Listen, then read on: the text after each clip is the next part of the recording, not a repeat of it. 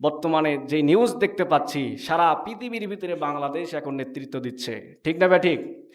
জাতিসংঘের সাধারণ পরিষদে বাংলাদেশের পররাষ্ট্রমন্ত্রী কি বলেন তো, ডক্টর খলিলুর রহমান, উনি জাতিসংঘের সভাপতি পদে নিযুক্ত হয়েছেন। পৃথিবীর যতগুলি দেশ আছে এই দেশগুলি তাকে ভোট দিয়েছেন। তার সাথে প্রতিদ্বন্দ্বী যিনি ছিলেন তিনিও অনেক দূর আগিয়েছিলেন।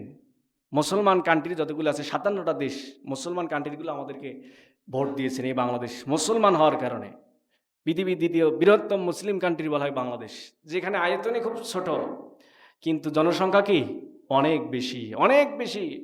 আমাদের বাংলাদেশ থেকে কয়েক গুণ বড় বড় রাষ্ট্রেও এত জনগণ নাই, অথচ বাংলাদেশে এত এত জনসংখ্যা। সম্মানিত হাজিরিন, এজন্য আল্লাহর দরবারে শুকরিয়া আদায় করি। 1 নাম্বার আল্লাহ মুসলমান বানিয়েছেন, 2 নাম্বার এ দেশের মতো একটা দেশে আল্লাহ আমাদের জন্মগ্রহণ করেছে। এমন কোনো জিনিস নেই যা এই জমিনে আল্লাহ দেয় নাই। খনিজ সম্পদ থেকে শুরু করে যা আছে সব দিয়েছেন।